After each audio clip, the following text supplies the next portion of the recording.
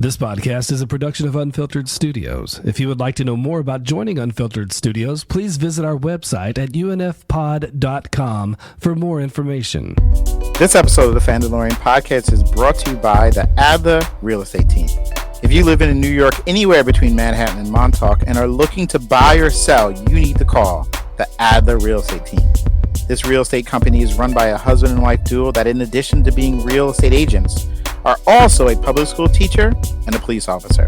It is a family-run business that gives you the attention and care you need when you're about to make one of the most important decisions of your life. And I know from experience. Also, if you mention that you are a fan of the Fandalorians, they will be able to get you up to $2,000 back at closing. It doesn't matter if you are buying or listing. So, if you are buying or selling anywhere from Manhattan to Montauk, call the Adler Real Estate Team at 631-384-6372. Or check out the website at adlerrealestateteam.com. Mention the Fandalorians and save today. Welcome back, class. On today's episode, we discuss some MCU rumors. Then we review Netflix's Rebel Moon Part 2, The Scargiver. All this and more in a That's Still No Rebel Moon episode of The Fandalorians. Teachers by day, nerds by night.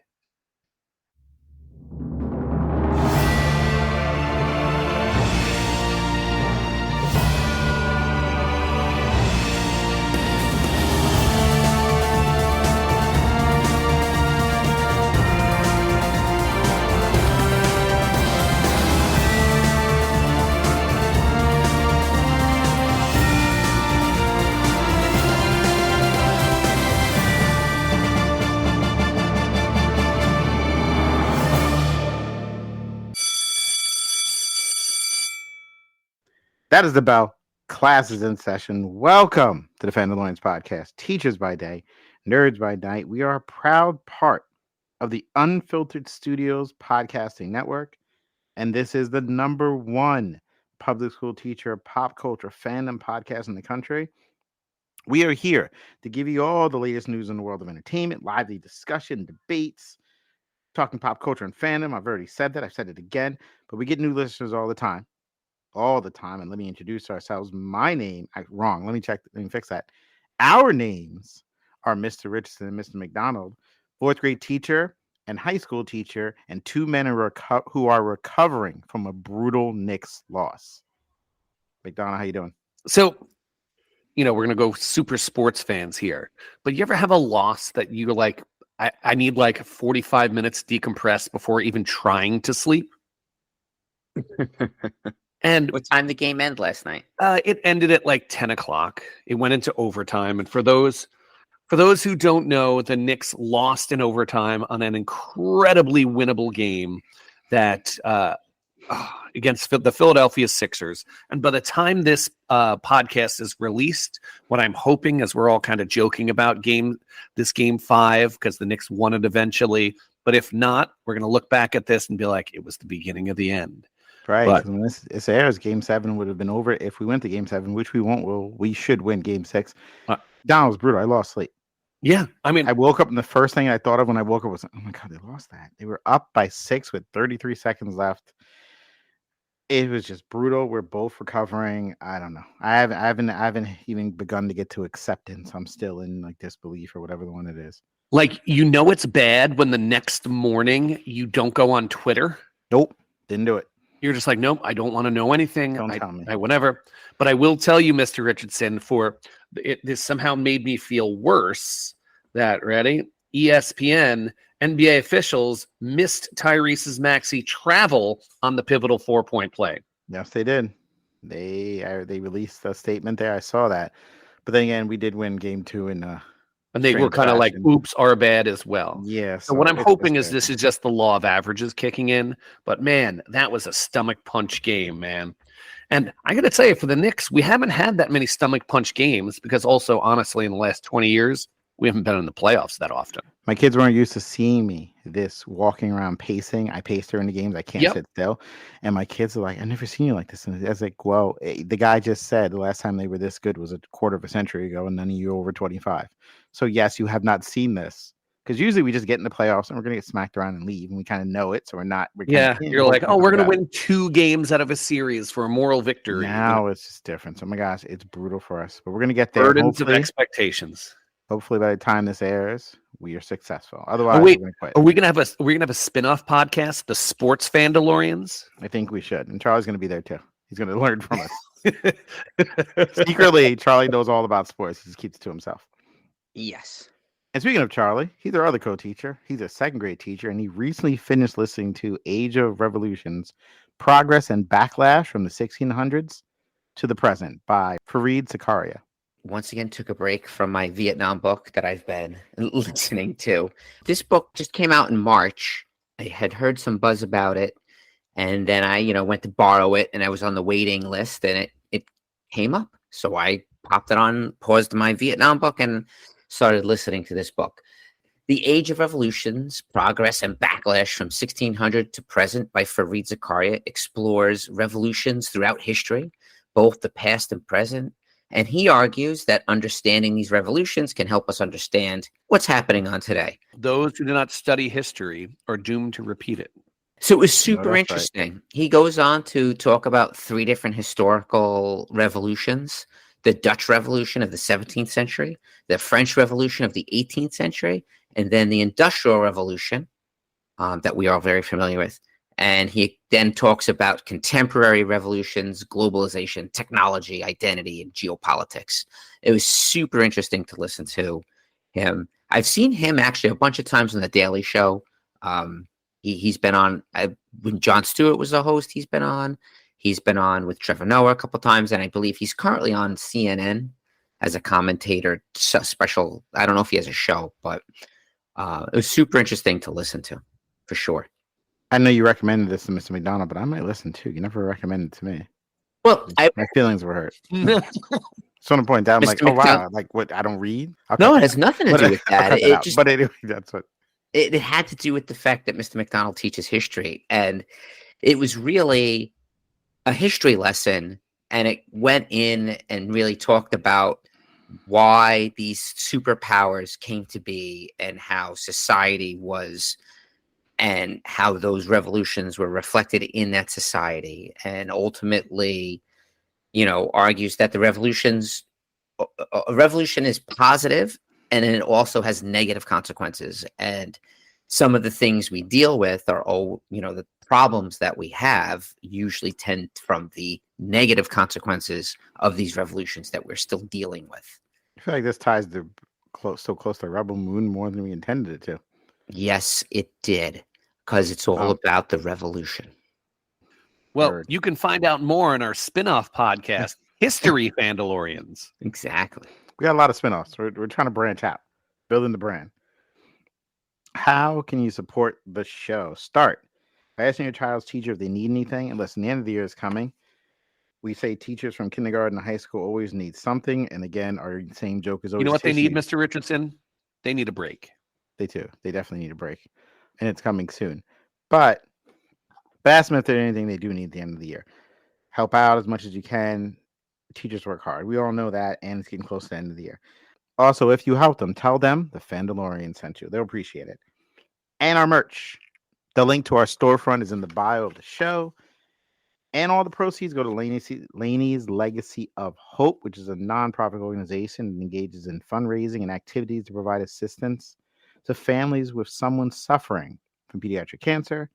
Volunteer-run programs, no CEO, no board. So when you donate 100%, you give 100% to the families.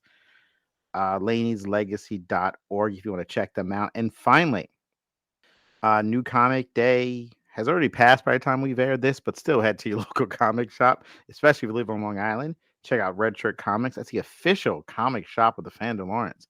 That's our official shop. We locked it down. We're official. We're officially only going to go there like if we want Facebook comics. Flirting.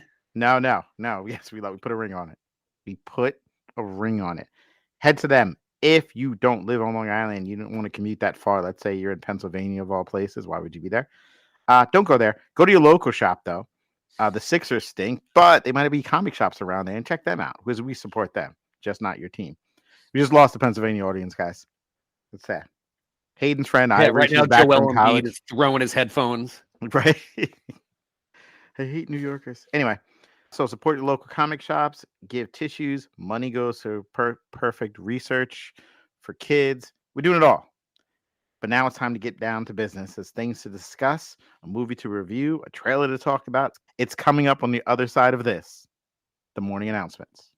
Mandalorian fans, won't you lend me an ear? I hope this podcast sound is crystal clear. Now listen up, people, I got something to say. These are the morning announcements for today. All right, guys, we have a trailer to talk about, and we got Rebel Moon. We got a lot to do. We're back together again. First, the trailer. Now, filming for Deadpool and Wolverine. It was called Deadpool 3, but they changed the name. Began in March 2023. You know, there was a strike. It resumed production November of 2023 and July 26th. This summer, it will finally be released. Now, look, we don't know all the plot details, but fans have long wondered how Ryan Reynolds' wisecracking, vulgar, fourth wall breaking mercenary would fit in the MCU. And the film was meant to be Deadpool's introduction in the MCU, with writer Rhett Reese describing it as a fish out of water situation. It's safe to assume that Deadpool and Wolverine will be a multiverse story. In fact, it's been reported that a lot of the film takes place in the Void. Fans of Loki know the Void. That's where the TVA dumps everything that interferes with the sacred timeline. It is way too complicated to explain that. If you didn't see Loki, there's a YouTube video. Search. I found it. Search Loki TVA timeline. They'll explain it better. It's just too much to get into. Also, we saw the giant 20th Century Fox logo burned all over the film. We feel like this is really gonna put an end to the X-Men universe and kind of tie everything together. There's also some rumored appearances. These are all rumors. It's reported that Jennifer Garner might play Elektra again, which she did in the original Daredevil movie. The leaked set photos, though, have shown that Sabretooth, Pyro, and Toad will return to the film. And the latest trailer revealed that Cassandra Nova is using Ant-Man's giant-sized body, or head specifically, as her headquarters. And the studio has been good at keeping secrets, but there's rumors that Halle Berry, Famke Janssen, James Marsden, Patrick Stewart, Ian McKellen will return to play Storm, Jean, Cyclops, Professor X, and Magneto. The rumor of Channing Tatum coming in as Gambit, that's who he was supposed to play, but the movie was canceled. And, of course, the rumor that Taylor Swift will be playing Dazzler or Lady Deadpool. Not sure. Anyway, this is exciting. It's going to be star-studded. We need to know everyone's excitement level. We're going Monday to Friday. I haven't done this in a minute. How excited are you about this movie, Mr. McDonald? Because you always like to go first. Yeah, look, I'm gonna go Friday afternoon, right? Not right before a break, but like a regular Friday afternoon, maybe like before a 3-day weekend or something. Because this is the only Marvel movie we have this year. We all love Marvel movies, but Marvel really needs a certified mega hit because its average has kind of dropped recently. It used to be that it would be billion-dollar movie after billion-dollar movie. And all of a sudden you're like, I don't know, do they still have it? I mean, look, X-Men 97 is crushing it. They need to build on this momentum, and it's super important for this. What I find is what I'm worried about is this is going to be like Doctor Strange in the Multiverse of Madness, when we thought it was going to be cameo studded and blah, blah, blah. And, Wesley Snipes is coming back as Blade and all this random stuff. And we got none of that. Do I think they will give us a lot of cameos? Absolutely. Will it make it fun? Absolutely. Will I be excited and will I see it opening weekend? Absolutely. Marvel's coming out the gate returning with a rated R movie. That's right. That's right there. There's a lot of talk, maybe here, I'm not sure if one of you said it, but about, they got Deadpool. They're going to make him Disney-fied. They're not going to do it the right way. And then Feige released a statement saying the movie is beeping awesome, and he used the curse on purpose to show that they're not holding back. And when you watch the second trailer, especially, the stuff Deadpool is saying, it's really clear they're not even going to begin to. They're like, no, let's do a rated R movie. So I know one is going to be great because not everyone, I might not be able to bring Brendan to see it. And they're not holding back. They're letting you do what they're going to do. All these rumors of people coming in, it's fine. I'm excited about this. Doctor Strange, I felt was poor because, you know me, it was bad writing. I didn't think it was a great story.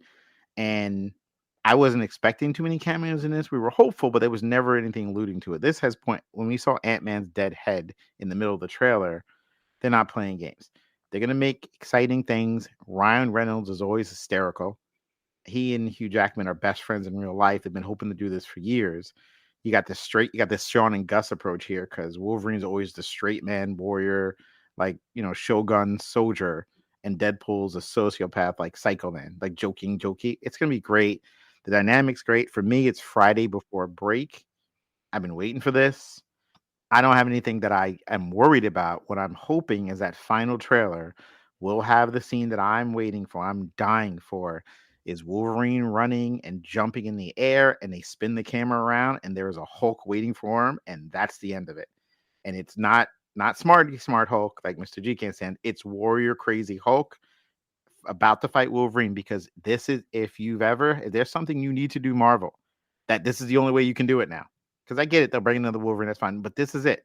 Hugh Jackman versus crazy Hulk. You can pull it off in this, and that alone in the final trailer might get Mr. G to rush to the theaters if it looks that way. I don't really know. Let's find out.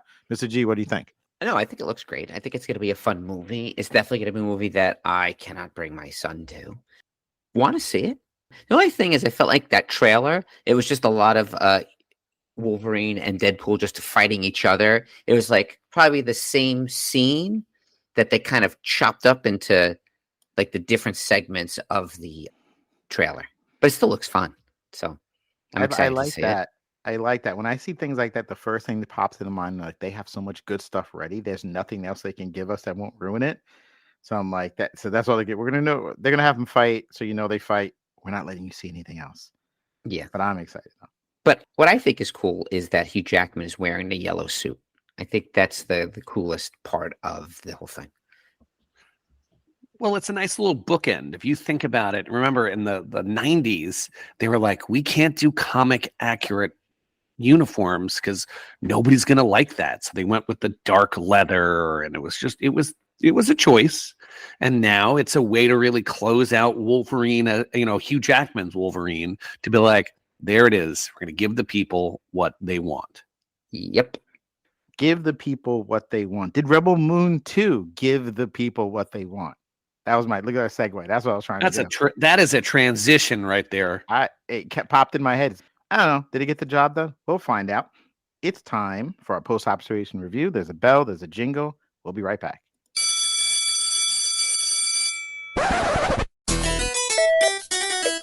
Please excuse the interruption. Please excuse the interruption.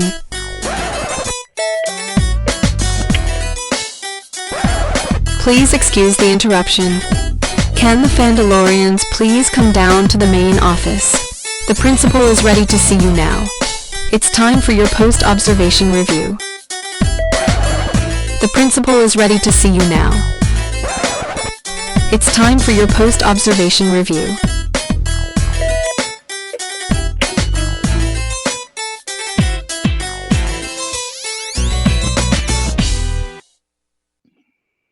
Rebel Moon Part 2, The Scargiver, recently came out. Zack Snyder vehicle. The screenplay he co-wrote with Kurt Johnston and Shay Hatton. Direct sequel to Rebel Moon Part 1, A Child of Fire, which came out in 2023. The film takes place on the moon of Velt, where Korra and the crew of warriors venture to help the farmers defend and fight for their home against the Motherworld. A bunch of actors and names I'm not reading right now. A week before, it's just too many. I don't feel like going into all this. I'm going to butcher all of them. I don't feel like getting laughed at and judged. Listen, it came out a week after it begins its limited theatrical run, because they actually put these things in theaters, in like Netflix, basically. Because they want it to be nominated for an Oscar. If it's that good. And not Imagine Netflix literally thinking this movie's going to win an Oscar. It might, no, it won't. Razzie. I think it needs the Razzies. But It like could, Netflix it could win one of those Go ahead, cinematography, but Like special effects. or it could be nominated somewhere in there. Yeah, I'm going to say no. I'm not going to bet on that. But anyway, It did come out, and again, it's about Korra and her warriors, and they believe that Korra has killed the admiral in the previous movie, and they come back. They come back to the farmers and tell them, "Hey, no, I took care of it." Turns out that the admiral is alive. So the fighters join the small group of villagers to harvest the entire grain supply in 3 days, and they can be used to leverage to prevent the Motherworld forces from simply bombing the village from the sky. And that's the plot, basically. That's what happened in this one. We all saw the first one. We reviewed the first one. Now we're reviewing the second one. Post-observation review. As teachers, we have observations, and then they ask us questions when it's over. Questions like this. In general, how successful was this lesson? Ready? I feel like you always want to start with something good. It was better than the first one. Oh, that's exactly what I was going to say. Yeah, I'm going to say that too. I think we're all the same thing. All right. What do we... No, I'm just kidding. So, yeah. No, so because honestly, it's, when your expectations are so low. Yep. Yeah. And look, it was... Did I watch it? Yes. Well, that's the bar. I mean, I watched it. Now, but see, here's the thing, and because I was shocked when this movie ended, and they were like, "All right, and here's the plot for another sequel." Yeah, I thought it was laughable. Wait, what? And so, but then I realized. So, guys, you have to understand Netflix. Netflix doesn't care whether you liked something or didn't like something, as long as you watched it. I don't think, though. But the thing is continue this. That movie was filmed all together in one thing. So do you think they would have went back in post-production and edited that part of that out? How easy is that to do? Just do one scene at the end? Hold on, let me see. Yeah, so you're basically taking Zach aside and saying, "Hey, listen, we're never doing this again. We're cutting out a scene from your movie. Your finished product, you're not going to do." And he has like 1,000 director cut. I have an issue with director cuts anyway. I'm going to explain about later, but I agree. That's part of it. Let's stop that part of it. But I'll just continue. Ready? Again, first thing I have written down is better than the original. It wasn't.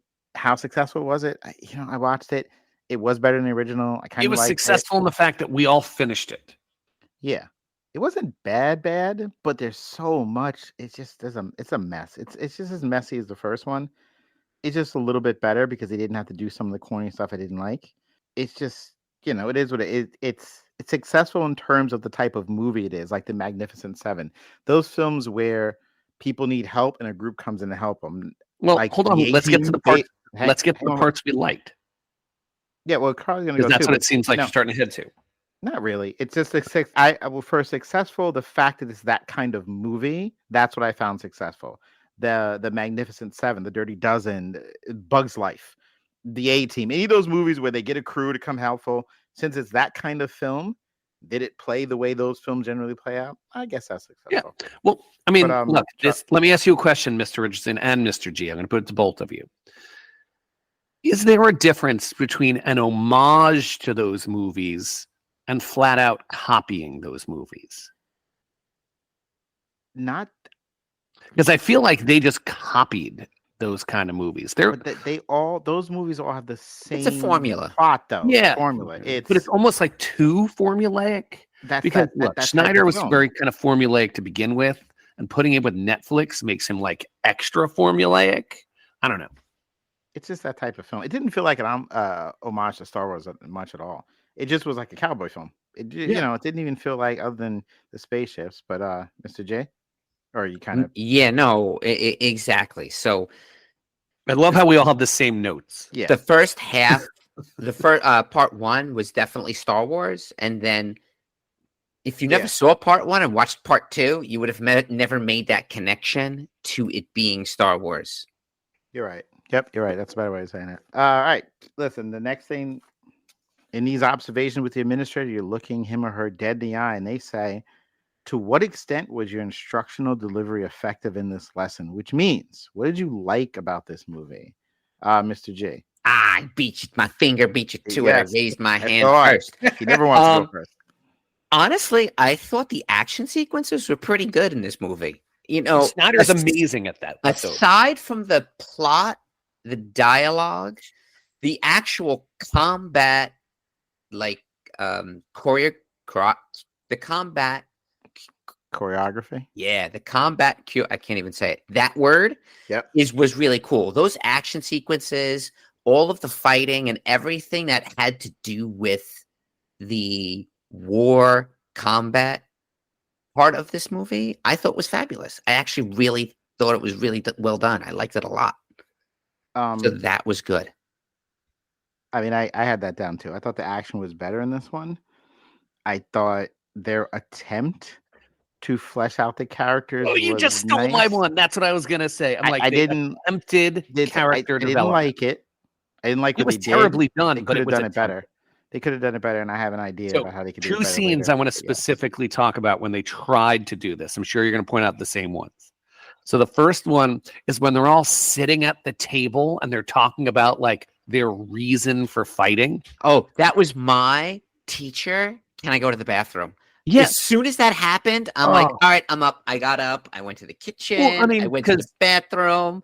I'm like, now, how far are we in the movie? We're going to sit around and like talk about why we joined the rebellion or why we hate the Empire? Again, they are trying to do it, but for them to sit around and do an exposition dump like that for 15 minutes and for every single origin story to be exactly the same. The Empire showed up and killed my family. The Empire showed up and killed everyone. So there could be other reasons you might want to fight against the rebellion, but their stories were identical. Everyone had the same exact issue. No, that's not true. They weren't identical. It was they killed my white family. They killed my Native American family. Yeah. They killed my African American family. Could there be another reason to join a rebellion that doesn't involve the Empire attacking my people?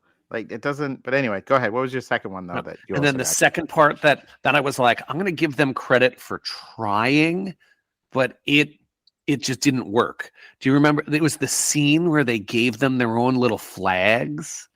And I know what they were trying to do, but none of that was earned. And you're like, there's no connection between these people and, you know, and anybody. And so you're like, no. So ready? This is how low of a bar we have for this movie. They tried. Yeah. That was the corniest part of the movie. I was just the flag part, the flag part of the story, the backstory. No, just start with that because it's the whole movie. Yeah, if you just took that part out and just had all the fighty part, it would have been a great movie. Well, I mean, look, if you could say this for any Zack Snyder movie, the guy makes amazing action sequences. No, I don't agree. Can we stop with the slow motion? It's not 2005. We're done, right?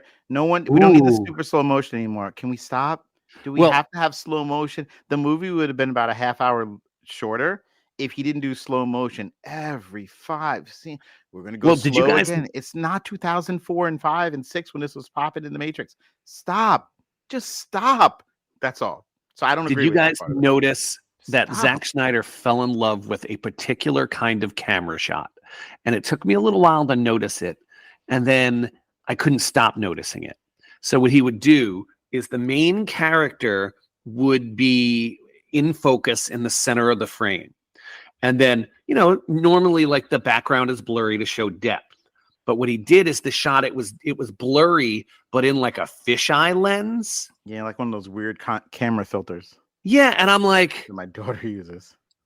No, and I'm like, wow, he must have like just figured out how to do this, and he's just going to beat it to death. All right, next up is... so sounds like we're transitioning to the things we don't like. So where to start? We already get there? Isn't that where we? Well, no, we can't. But now you actually have to say it, and then we can keep complaining. Oh well, what would you do differently? Basically, if you had to teach the lesson again to the same group of students, what would you do differently? You want to go first, Mr. J? I do. And I don't know where this fits in this our little list because this is something that bothered me too. So many things that could fit in multiple places. I don't know where this fits, but. Just get your shots off, Charlie. The 2 characters that died. I don't care that Luke Skywalker died. I was fine about Luke Skywalker dying. But the girl, the swords, the cool fighting thing, like Darth Vader had to die. The Darth Maul character had to die. She was the one. Not Chewbacca running around with his axe without any armor on. Right. Everything blowing up everywhere all around him. Him and Titus, bare-chested. Wait a minute, you remembered shrapnel one of the everywhere. characters' names? No, None of these characters were memorable. I wrote the No. list. but she died. She was as soon as she died, I was like, she was the only person I liked. She was the only one. So then when she died, I was like, okay, cool. They're all going to die. And maybe, just maybe everyone is going to die. And this is going to be like a Battle of Hoth, like Rocky won when Rocky doesn't win. So I kind of was like, all right. I could see this where then now she's going to be a lone, murderous, like blue-eyed samurai kind of person and go out and revenge and everyone. But she did find friendship. But anyway, she did actually take it back. She did realize she needed people to help her along the way. But anyway, the one character that was cool died. I was like, are you kidding me? Nemesis dying made no sense. I'm jumping ahead, but I have to put it in there. Her death bothered me the most because those people sat there and watched her battle for them one-on-one, did not get involved at all as she was dying. And they had guns. They had guns. The kid eventually runs over to try and help her. With a butter knife. And then when she's dead, then they come in. We have to fight. He's fighting for you. You're 2 feet for the right with weapons watching. And she's losing. She's clearly losing. And okay, it was like you're saying, it's pointless. What drives me nuts is that she was cool. So you're like, all right, we got rid of the sword fighter because you got guns and the swords. But then Chewbacca is running around with his axe, just hacking people with a foam axe like he's LARPing on a battlefield. And like the person that actually has the cool melee weapons. LARPing? Yeah, because he was if you go back and you watch the scene towards the end. Oh, I'm never rewatching. When him and Titus are like making the charge when they're like, I'm afraid to die. Or actually, it wasn't Titus. It was the girl. With the black on her eyes. Whatever her name was. Yeah. They were like, I'm afraid to die, but let's die together. I was like, oh, God. And then they get out of their little bombshell and they start running and he starts hacking people. And you could tell it's a foam axe or, whatever it's made out of these days. And it was very laughable. He was out there LARPing where she had those cool swords, chopping people's arms off, slicing through things. And she was the one who died. Ugh. They should have all, if you're right, if one died, they should have all died like what was the Star Wars movie where they all died at the end? I'm thinking Rogue One. Thank you. You should have went Rogue, just by blank on names. They should have went Rogue One style and ended it. Exactly. What did you do differently, McDonald? Well, hold on. I got to tell you, I think I have a way that I might be able to kind of fix these movies.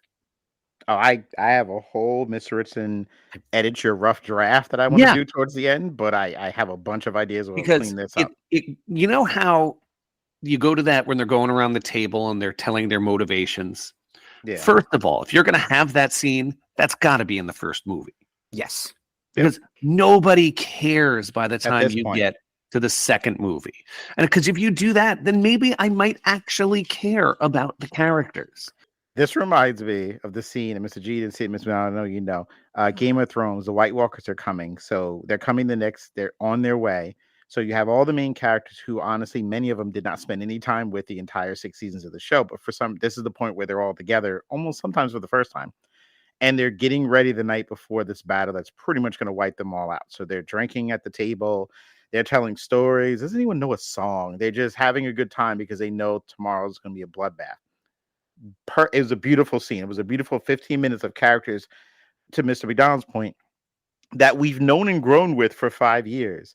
And realizing many of them are meeting each other for the first time in the series. There's some characters in Game of Thrones who never saw each other ever, more than like 7 seasons. They just were spaced all over the world. But this was like the coming together, and it's us versus them, and it's been building. That's what they were trying to do in the scene. Like, let's really care about them before the end. No, you should have done it sooner, like he said.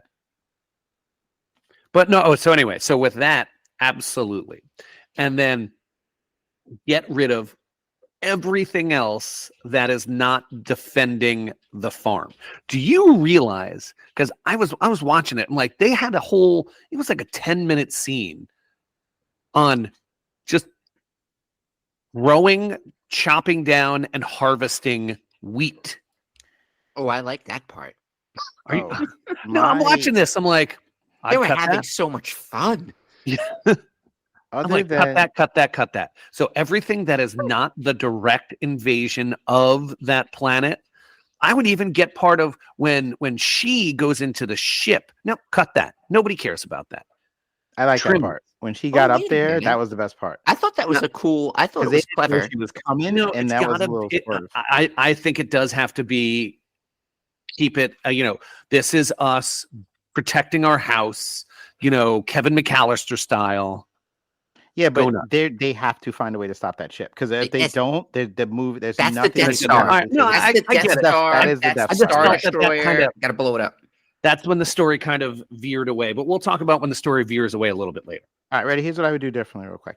The entire movie hinges on the fact that this empire has the money and tech to build the great advanced military ships, but they can't make like a simple cedar, and they can't go somewhere else to get these seeds. We're to believe that they're not going to light this place up because they have grain that this entire group without any mechanical tools can pull up in 3 days. This is what it's hinging on. This, if I could do this differently, you cannot have this be the stupidest thing imaginable. Avatar, not the Airbender, the James Cameron vehicle. There was a special ore that was worth billions of dollars. Unobtainium. What'd you say? Unobtainium. Yeah, unobtainium. Yeah, I can't even say it. And now. that cost so much money, and that is the reason why they didn't just blow these creatures away. The resource war. Yeah. In Wakanda, it's the vibranium. Give me something that's worthwhile to make sense than just grain, because they can't build a feed an army. They can't eat bullets, Mr. Richardson. You can't tell me this is the only planet in the universe you're willing to do all this. They're not going to shoot because of this little grain. They could set up an entire planet and do grain. They can bring people back to life, but they can't make their own farming and send people to do it. Stop. That everything hinging on that would have to be done differently. And then the cheesiness of the warrior with the two swords winking at the kid, and we're humanizing them. That's what they used to do with BA in the A-Team all the time. The kid who pretend to be BA when he's there visiting them for the whole. That has to be done differently. That was the stupidest thing. There's more stupid things too, but I'm going to get to it later. I don't want to give. You know what? I didn't even realize thinking about that, because they went there originally for the wheat, right? That's why they went there. Like what? And when they zoomed in on the planet, their wheat field actually really wasn't a lot. So even if they took how many bushels of wheat, it took them 3 days to farm it. That's like a drop in the bucket. You're right. If that woman, 3 days, if that woman was there, you're not blowing them all up because of 3 days worth of wheat. What? You can't let your plot hinge on that. That I would do differently. That's just, it doesn't make sense, but that was what I would do differently. All right. We'll jump to the next topic, because there's other things I want to complain about. I just want to put them all in one spot. Yeah. Welcome to the Teacher's Lounge. If you ever venture into the Teacher's Lounge, there's some conversations going on. You might overhear something like this. That Google slide was on point. What was the most rewatchable moment or moments of the series, Charles? I'm going to go back once again to, I want to closing credits. I keep calling her Darth Vader, because that was her character. She was the Darth Maul, Nemesis. That scene when she was in there fighting, I thought was super cool. And one of the things that I really liked in this war, in terms of the way the fighting went and all that, I like bullets. It wasn't just like a blast. It almost seemed like there was also heavy projectile. Melted something. Like the heat of the projectile was melting. It's like they're shooting cheddar cheese out of like a hot cheese gun. Yeah. And I just thought that was kind of cool. I did like, in terms of all of the fighty part, I thought all the fighty stuff was cool. And when you talked about the technology thing, my first thought was, with all of that, like, clean energy seemingly normal, usually they have no smoke, like those tanks were like super polluting. That's how you knew they were the bad guys. They just polluted all over the place. Environment. Look at that deer covered in sludge. Terrible. They're evil. They definitely villains. Mr. McDonald. Yeah, I mean, I love I keep talking about the Home Alone-ness of it. I love watching a ragtag group of people defend their house from invaders. and it was clever. It was, they're using their advantages. They I even noticed they said they lined where the people were with the grain so they wouldn't fire at it. You're like, it's smart. I get it. I like that. Yeah, it was it. Zack Snyder makes good fight scenes. He really does. Yeah, that's the only slide that was on point. All right. I mean, I agree with Mr. G and both. Just some of the action sequences. I don't want to repeat what everyone just said, but that kid said, "What funniest moment? Intentional or unintentional?" For me, they're all unintentional. Times that I literally laughed at the stupidity of what was going on the screen. Normally, we do intentional, but every now and then we have a film where, like, really, that's what's happening. However, I already stepped on mine. The sitting around part we talked about a minute ago, it made me laugh. I'm like, are they really sitting around filling me with exposition for 15 minutes? And then the one girl doesn't want to share her story. Let me get this straight. You've brought me to this planet. I've agreed to fight for you. All of a sudden, you're going to freeze up like a museum and you have nothing to say? That doesn't make any sense. You should be able to share. And the other one was, I mentioned before when you mentioned it, Mr. G, Nemesis dying, everyone with their guns, watching, observing her die. And the kid runs over, and then they help, and then they go, you know what? We got to fight. She was fighting for all of you, and you watched with guns. Absolutely insane. Well, they all got punked by a little kid. They're like, little Billy made us look bad. Now we have to fight. Right.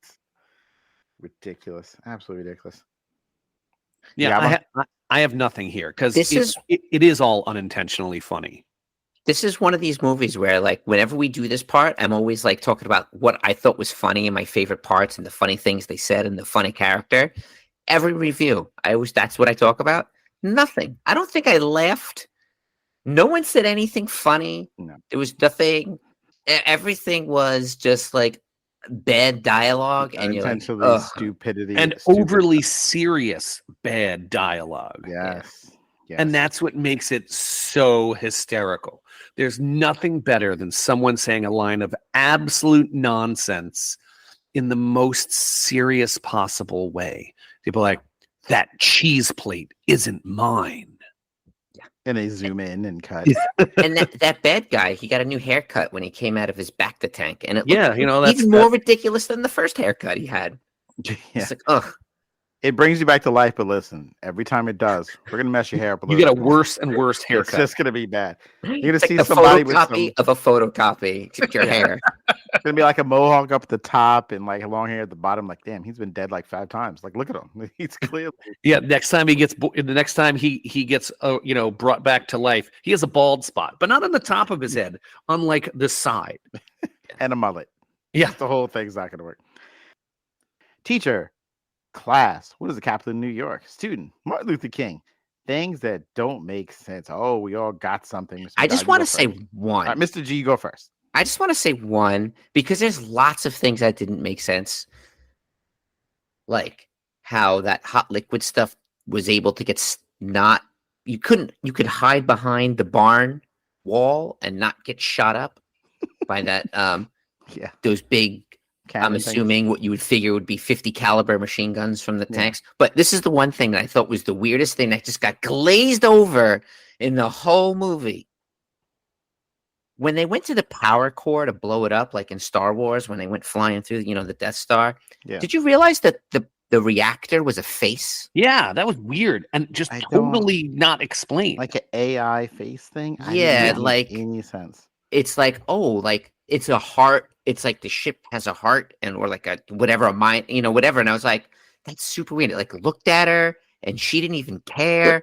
And you know what? Walked away. It would have been even better if it looked at her and was like, "Hey, what's up, Cora?" And like they had the previous relationship, and then maybe it'd be like, she felt a little bit of regret. She's like, "Sorry, Charlie," and then boom. I just thought it was the weirdest, random thing that makes no sense whatsoever.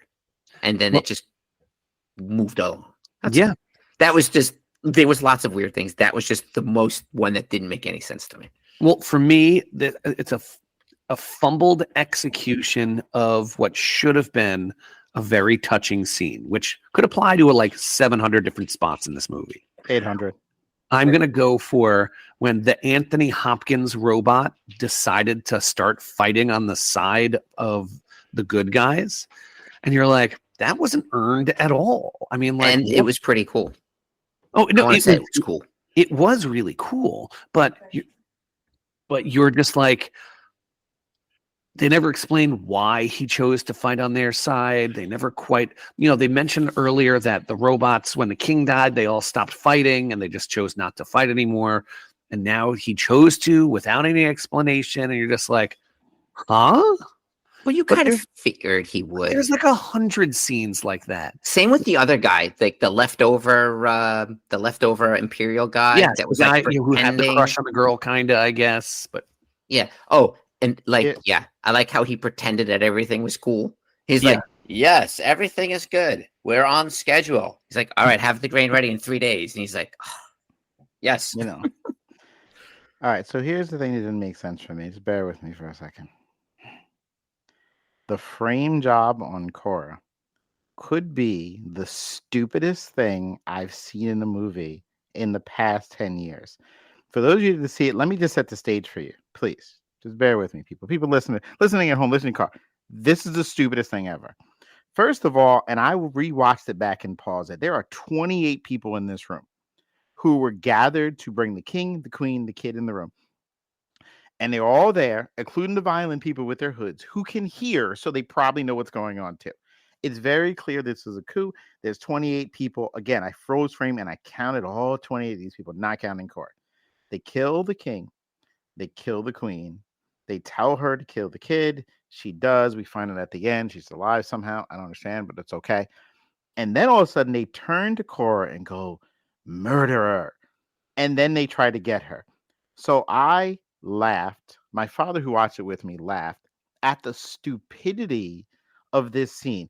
Explain to me this like I'm a 5-year-old.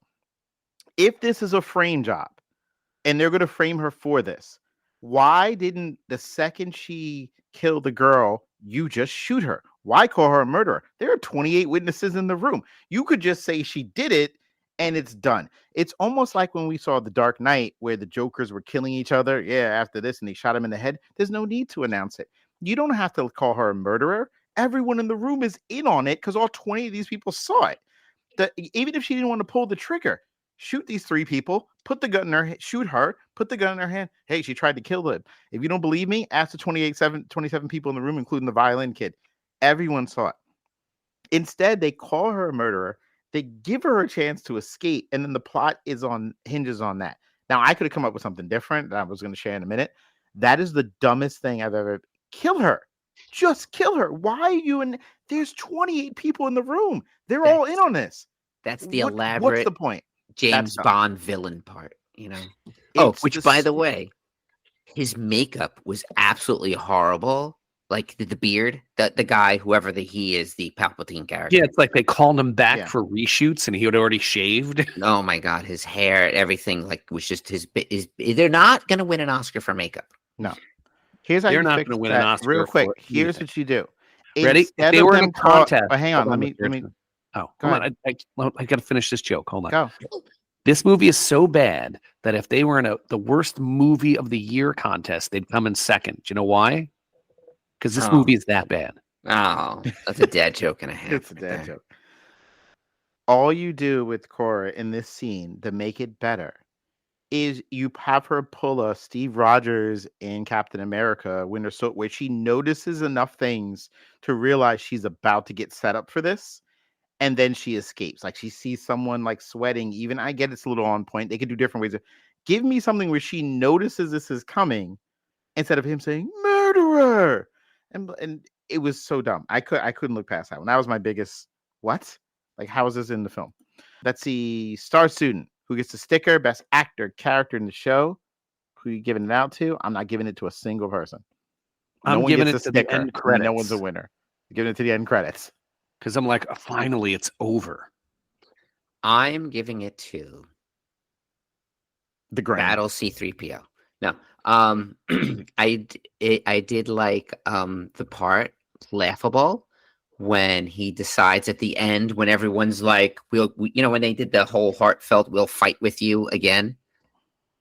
He's like, I got this, and he holds up an antler, which it's not like he actually used the antler to fight. Like they showed him at some point, he went all wild and he had like antlers and flowers and stuff, and they ended up breaking at some point, I guess, when he was fighting and jumping inside of all the tanks. But he was like, it's that whole like in Lord of the Rings when they're like, and you have my axe and you have my bow, and he's like, I have this, and it was a broken antler. It's like, I'd prefer to give you a gun because you're a pretty good marksman, but all right. No, I got that. Yeah. I can't keep coming back to these laughable moments.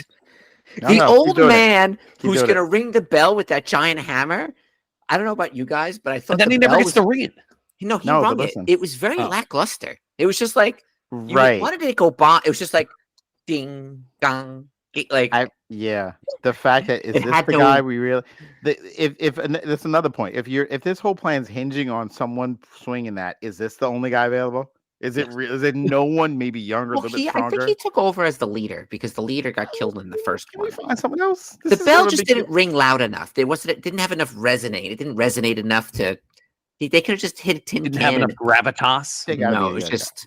There's got to be some 25-year-old like, you got big arms. Can you swing this? Yeah. It's like, get the oldest guy available. Because I love every 2 minutes we're like, and another terrible. That was terrible. Oh my God. All right, look, we're on the set. We get to steal stuff in a segment we call Who Ate My Lunch as a prop memorabilia. We happen to be there. Obviously, we entered a contest. We lost. We're on the set. What can we take on the way out the door? I would take a sword. Now I want the antler. No, those swords are cool. I thought it was weird. Light up swords. Yeah, I thought the laser space swords that are not lightsabers contractually. No, I thought it was funny though that they burned so hot that I guess they all wore gloves. I thought that was a great touch. Actually, that was because she picked it up and was like, "Ooh, it's hot." Yes, I thought that was a great touch because they were fighting with it in the end.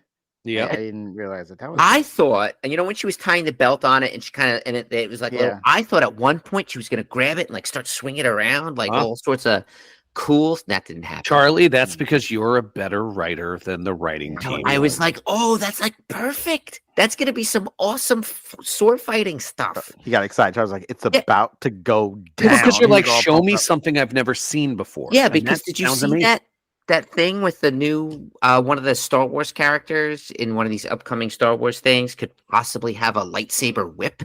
Ooh. And I'm like, that could look pretty cool.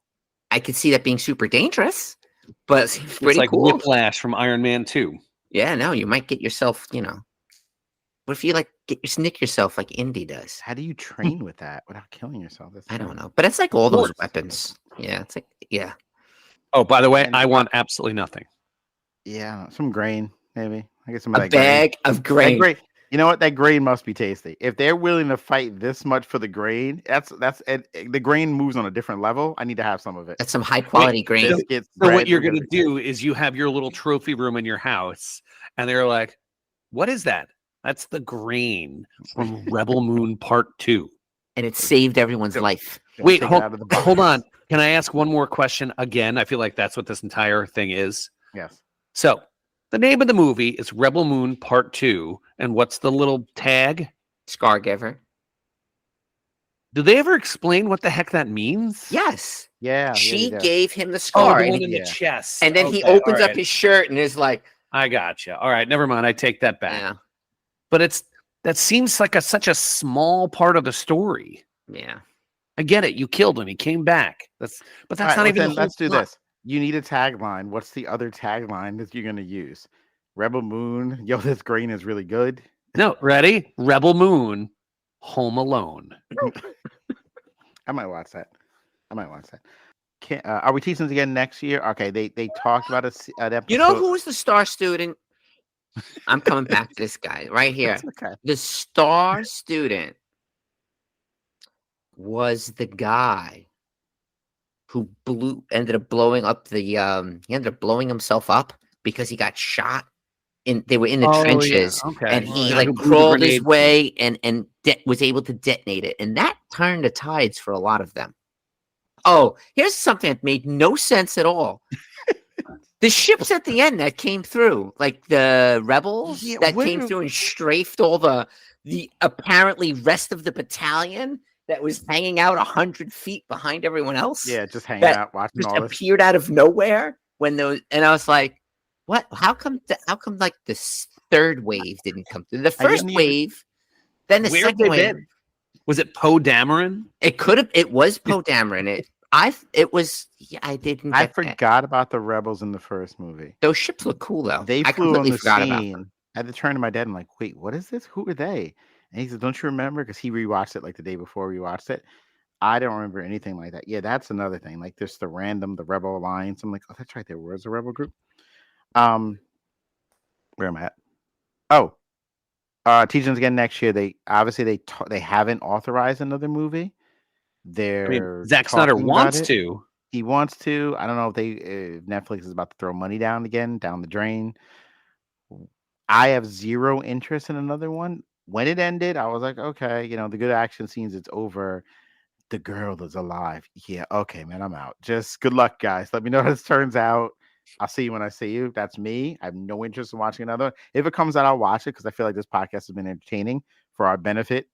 Trashing this film. We should do more trashing films. It's a good time. But I have no interest in actually doing it. Any of you guys like chomping at the bit for part 3? I want to see The Girl's Alive, part 3. Rebel Moon Hoth. I don't know. Where's their next base going to be? Where's the Rebel base going to be now? They got to go back. They got to bring the fight back to the homeland. What did they call it? They kept referencing Mother World planet. Yeah. All right. The base. I got another thing I just remembered. All right. So guys, the base will be right there. They'll move in there. There's like the second season of Walking Dead. Everyone's living on the farm.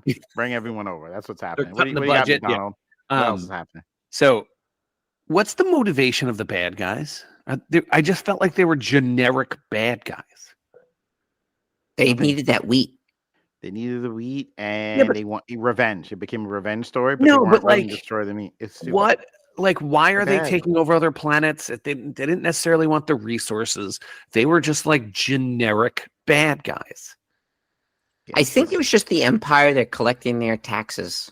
Yeah, but I mean, because I was thinking about it, even in the original Star Wars, you think of the original trilogy Star Wars, the Empire's motivations are kind of thin as well. It wasn't until much, much later that it got filled out, but at least that had a good story. This has empty villains and empty heroes. It's a mess. It's just not a good movie. All right, so I guess we don't see any more of this, but can you believe Which brings us to the next part. Go. She asked this question at the end of the meeting, he or she. Here's my thing. Here's my pitch. Listen to me. It's called Mr. Richardson's Rough Draft.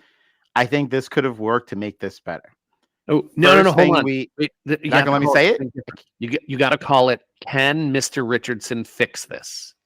Can Mr. Richardson fix this? There could be like a jingle or something. I don't know how to make jingles. Get the Bandalorians on it. Here we go. Here's what I think. First, the first movie does not exist. We're going to go with 6 episodes. And that 6 episodes is going to tell the story of them initially attacking the farm and her journey through the universe to put together the crew. Zack Snyder is not writing any of these 6 or 7 episodes. And the mandate from me, because I work there, is this. They cannot have the same origin that is just they hate the Empire. You got to give me something different. I need them to bleed. I need the episodes to bleed into each other. It can't be find someone on Tuesday and episode 4 find another person. It needs to be like a journey, but I need to spread it over 6 episodes, and I need it to go every week. The first 2 episodes drop. Hold on, let me finish. So the first 2 episodes drop together, and the first 2 episodes you need to put money in it so it comes out strong, so people watch the back end. You need to that way all the character stuff is done and built up in this 6-7 episode thing. This is in the winter. Then this movie comes around. You cut out that stupid scene where they're all sitting around having the coffee talk. You've built the characters. Let Snyder write this movie. We now know the motivations of the characters that a better writer has already given us, so he doesn't have to squeeze that in. He can just do action, actually shoot them up, keep more or less the same stuff, but the good stuff to build the characters and the villain too. I'd put the villain in that first 6-7 episode arc too. Give him a little bit more too. Get that done by actual people who know what they're doing and then let him do the bookend, I think that could have been successful. What do you guys think? The only thing I would add to that is every episode she picks up a new member of her crew. See, I didn't want it to end every episode to have that same formula. I wanted them to bleed into each other a little bit, where you could pick up one or two, or in one episode there's none. The two that she's met so far did something, and then I didn't want it to be that much. 45 If you're minutes. Gonna go episodic, you got to go real episodic. No, but it doesn't have to always end with a new member. You could still spread it out and still build the characters. Like you got two. Episode 3, the 2 plus her do something. Episode 4, maybe they run into someone else. That's how, including a subplot with the villains as well. That's what I think. Charlie, what do you think? Yeah. I don't know if turning the movie into a series. A good writer, not him. No, I'm just saying. I don't think it would necessarily. We could take the Zack Snyder-ness out of this movie, and then it might be good. Thinking about Star Wars, because that's what this is. It is Star Wars. He came out. This is his version of Star Wars. Star Wars happened in a movie. You had your characters. You cared for Ben, Obi-Wan Kenobi when he died. You're like, no. Hey, spoiler alerts. They blew up the Death Star. That all happened. The trench run, all that happened. They blew it up. Seemingly thought Darth Vader was dead. It's done. The idea of this movie has been done in a movie. So I don't think necessarily chopping it up to make it any better. I would 1,000%. I think I would spread it out, because the way they did it in 1976 might not work in the 2024, whatever it was. Spread it out, because the issues you have with character development, he cannot do. Have someone else do it. They get a little series out of it, they get in the movie. That's how I would fix it. Either way. You guys have any questions at the end? I actually agree with you, but of course I have a question. Go. So, does Netflix care whether you are hate watching this or just regular watching this? They care. I think they 1,000% care if you hate watch it, because we've reached the age where the more people hate on it, the more they're catching slack for it, the more the stockholders and people who are invested in this feel like money's going down the tubes. They are not the number one place anymore. They're faltering. People are leaving left and right.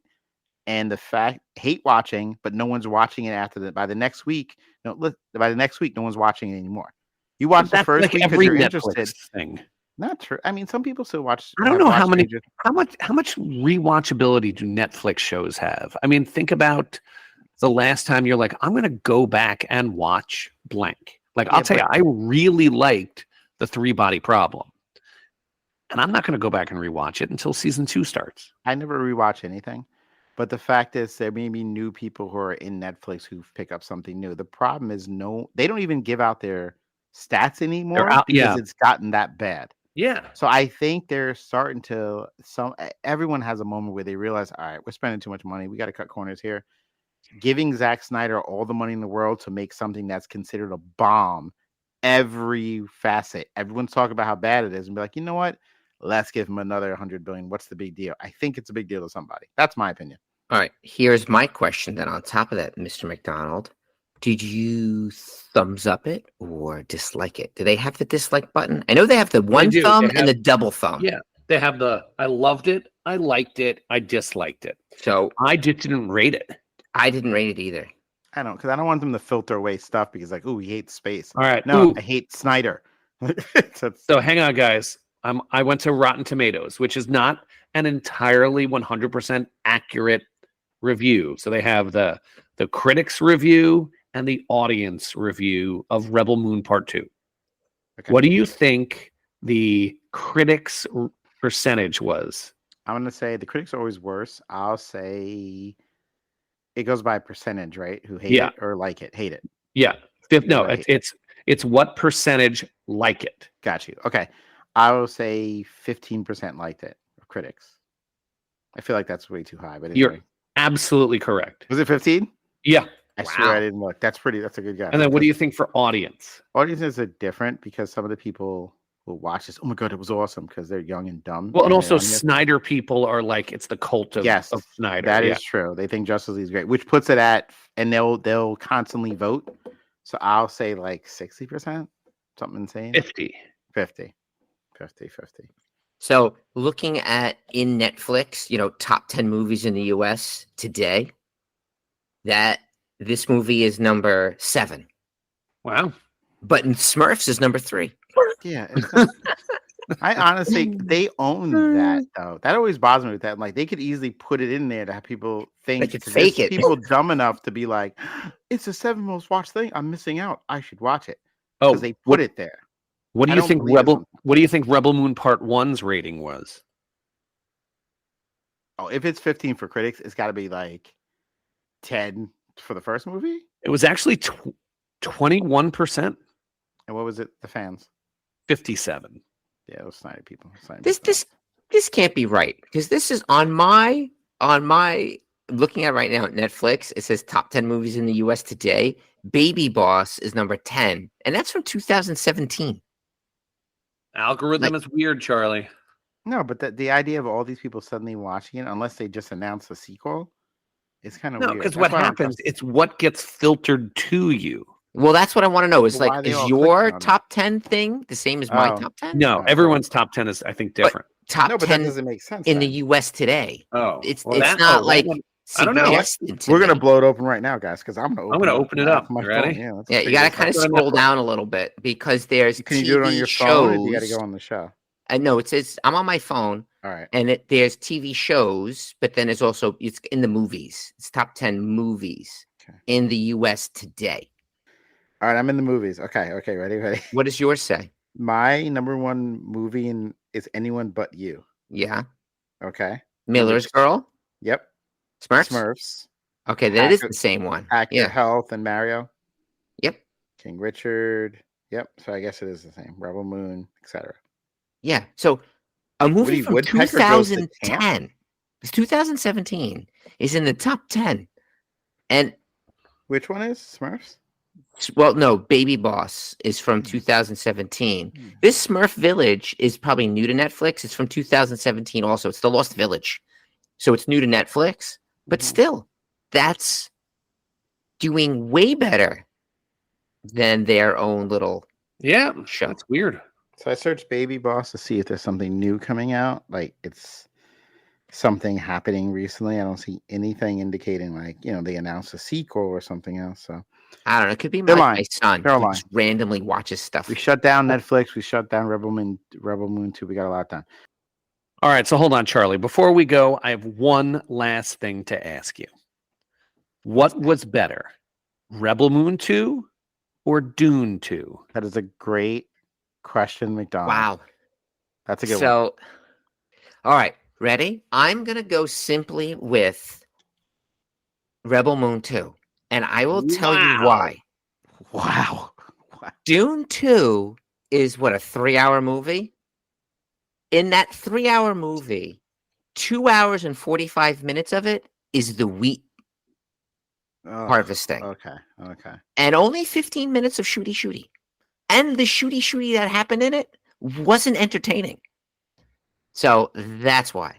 I would, if you said to me, you have to be one, they're going to sit you in the chair and force you to watch one. To torture me, it would be Dune 2. I would much rather have to rewatch Rebel Moon 2 than to have to rewatch Dune 2. That's great. Because there are lots of people, including friend of the show, Brandon Katz, who swear that Dune 2 is like God's gift to cinema. So I am shocked by that. I haven't seen it yet. How about you, No, Mr. I Richardson? haven't seen it. I haven't seen it. Listen, if you like the wheat harvesting scene, you'll enjoy watching Dune, because it's 2 hours and 45 minutes of that with whispering to each other. Oh, okay. All right. Fair enough. Yeah. And there's a Alright. couple of random scenes that you're like, okay, what is this? Like them sitting around telling their backstories. It's mostly that. That Dune 2 is basically the entire, It's the 2 two hours and scenes that we 45 hated minutes. in Rebel Moon. yeah, of all the parts you really hated of Rebel Moon, that was 95% of Dune 2. Interesting. Are we just out of touch? Like, do people really enjoy this? I don't get it. Yeah, I don't know. Like I said, I enjoy sci-fi. I enjoy the fantasy. I enjoy these stories. But once again, Miss Richardson, talks about writing and pull you into all the characters and all this stuff. I did not enjoy it. But I also did not enjoy listening to the book Dune either. Some people really love it. It's just like any book. Some people are like, oh, I love Lord of the Rings. And other people are like, oh, I hate it. Like some people are like, I love Harry Potter. And other people are like, I don't get it. So I didn't get Dune. Well, there are two kinds of people in this world. People who get Harry Potter and people who are wrong. Yes. And they're muggles. All right, final grade for this trash. I wouldn't say that was mean, but what is the final grade you got for this McDonald? You got to give it a grade. Well, I finished it, so I'm gonna go D-. I am going to give it the exact same grade. I actually was thinking a D- as well. Like the action scenes were good, but it was just I don't want to see like the idea of another one makes my stomach hurt. And not in the good. No, they can do it. I just won't see it. No, I'm gonna watch. We'd have to watch it because it's really funny when we trash. I'm curious to know where the story will go. More often. I want to know where the queen so is. Now we know if they do make a third one, it's because Netflix doesn't care if you hate watch or love watch. That's only the second one. You gotta realize that was just one movie we watched. That's true. They could. That was only one. This is gonna make a trilogy. This is gonna be 6 of them. Oh Jesus! And director cuts because he left something out. I want to know what was left out. What part did he feel like, hey, this is a bit too much for this? Because there's plenty. Oh, I know. You know what part he left out? All of the plot. Yeah. It was in there. Just imagine he releases a 3.5-hour cut and it's actually amazing. No, there's gonna be more. There's gonna be more wheat cutting. There's gonna be more wheat cutting, more fighting scenes. Ready? It's the director's cut. It's just called More Wheat. And there's gonna be. It's like one of those farm games. There's gonna be more digging holes. Getting all he like was the hoping little this would blow. He out. was hoping they'd be able to produce like Rebel Moon bread at your local deli, like things that he was hoping to really brand this and turn it into something. It's just a shame. Cereal. Cereal. It's gonna be trash. It was terribly trash. All right. Oh, I'm Mr. giving G, it a give C. it a grade? Sorry. I give it a C. I'm not going to give it a D because, like I said, I really did enjoy his action sequences. And when we talk often about where movies spend their money, they definitely spent their money there. So a good allocation of funds. Now they left it off on the script. They didn't hire writers. They just hired choreographers that made cool action sequences. So sad.